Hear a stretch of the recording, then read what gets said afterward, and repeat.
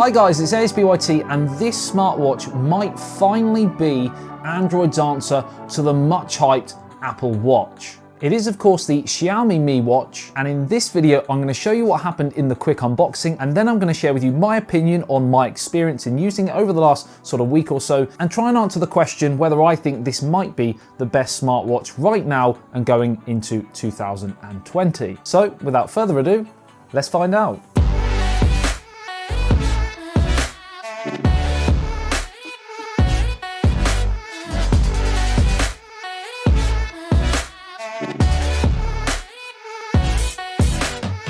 Right, so first and foremost, let's address that undoubted elephant in the room. This is quite possibly the biggest Apple product copy I've ever seen. Apart from the ever so slightly larger form factor, 45mm compared to the 44mm of Apple's biggest offering, the slightly squarer finish to the more aesthetically pleasing sides found on the Apple Watch, and the slightly less premium looking area where the strap meets the watch face, it's exactly the same. The same curved edges on the display, the same crown on the top right hand side offering reassuring haptic feedback, the same customizable shortcut button below it, and even a similar shaped retail box with similar graphics. Now, if you're an old follower of Xiaomi over the last few years, you will have kind of seen this before, and you're probably not really surprised by it. The company for a long time has been offering similar Apple alternatives in the tech market for a shadow of the price. Shameful design copying, sure, but there is one thing for sure, and I don't mean every product of course, but probably 90 to 95% of them are really good quality products. Build quality and price are very key for Xiaomi, and if you haven't heard of them already, I'm sure it won't be long before you do, because they are one of China's largest tech manufacturers across many different products. And all of what I've just said also applies here to the Xiaomi Mi Watch.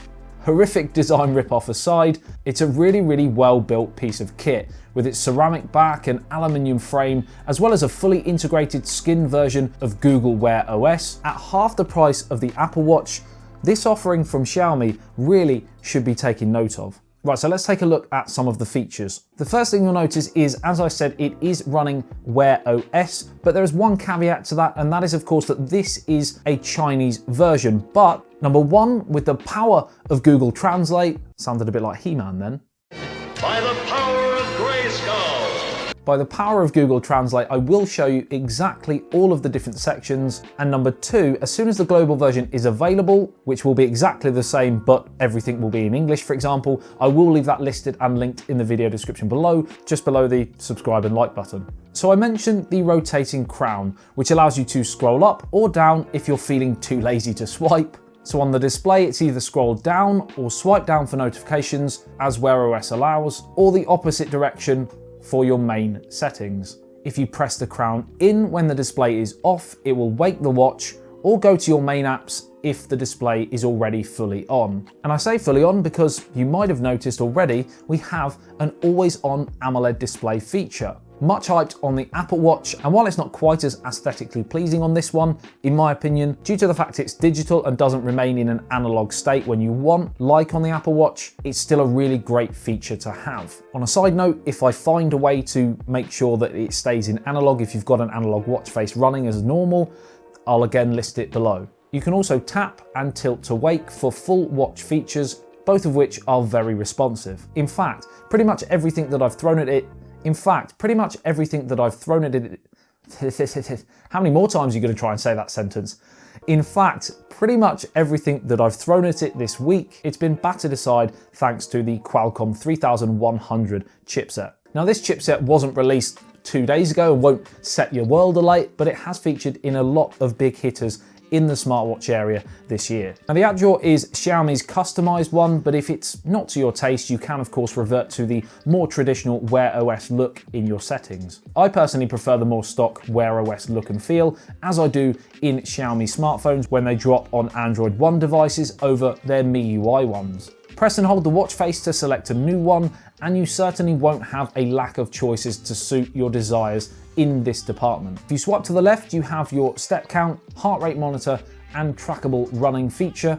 More on fitness later, a Mi account tab if you have one, and a weather tab. If you swipe to the right, you have other useful things like calendar, etc. Now in terms of battery, Xiaomi claim about 36 hours thanks to its 570 mAh battery capacity, and it's pretty accurate in that description. I am getting well over a day's use, which is good, but I wouldn't risk a second day without my charger certainly handy. Would I prefer more battery life? Yes, I think on a smartwatch, for me, I would like to see anywhere between 3, 4 and 5 days, that sort of area. I think any more than that is amazing, but with those devices, you tend to lose out on other features. But I think now, in this day and age, we should be able to get a little bit more eked out of that battery, but still, again, better than the likes of the Apple Watch, which is just a day. As well as the running mode that I showed you, you also have access to quite a few other fitness modes like climbing and swimming, and you also have sleep monitoring as well. 1 GB of RAM, 8 GB of storage, and a 5 ATM rating, which means 50 meters water resistant. Tons more customization available in the Wear OS app, GPS and NFC support, so to be honest,